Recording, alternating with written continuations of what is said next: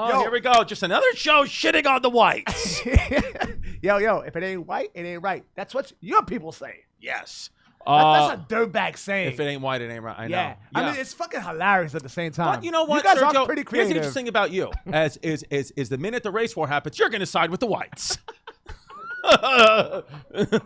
Yo, for years I had an identity crisis because I'm Puerto Rican, but I don't speak any Spanish. And I was raised by hip hop. So I was listening to a lot of hip hop growing up. Yo, I wanted to be black for years.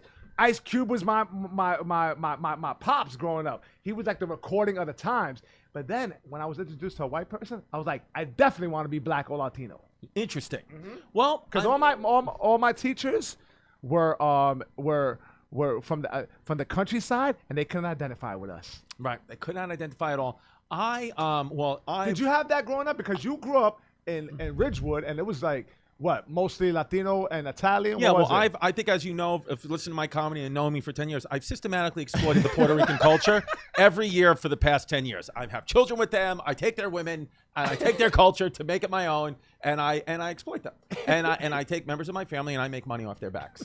No, they're back. No. I felt, you know what? For me, when I grew up in Ridgewood, like Ridgewood, Bushwick area, it wasn't even about race. It was more about sports. You had to fit in. If you did not play basketball in the neighborhood I grew up in, you just were. It was very difficult to fit in. So I had to play sports to fit in. That's why I encourage my daughters to try to play sports, even if that means they will grow up to be lesbians. It doesn't matter.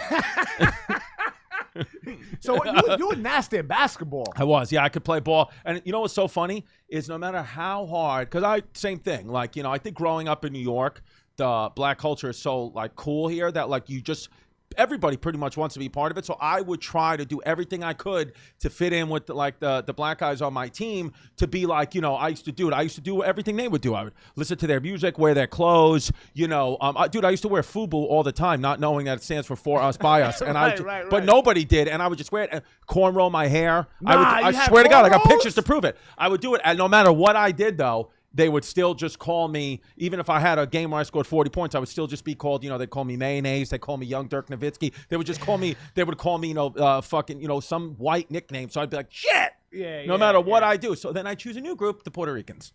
That's hilarious. Yeah. I mean, basketball, I sucked at basketball. You suck, yeah. You're a very good boxer and very conditioned, but I could tell, like, when it comes to sport with the ball, you're man and coordinator, you're whack. Like baseball, like I could tell, like you throw like that. Yo, I'm the reason why my Pee Wee League baseball team lost the championships. I bet. I played right field on a Pee Wee League team, and there was only 12 games in the season, and the entire season a ball wasn't hit to me until the last game. A fly ball came, and I had a big Dale Murphy glove. Yeah. And they're like, catch it! Yeah. And they hit the tip of it. Yeah. Yo, and the son of the coach was like, you made us lose! And he's like, throw the ball! My face was red. Because I was sitting down with my legs folded, picking 3-leaf clovers. Yo, because you were whack. No, and looking in the grass for snakes and stuff, and like just talking about the wildlife in the park, like whack. Yeah. You were like, I bet you multiple people on your baseball team was like, Sergio's gay.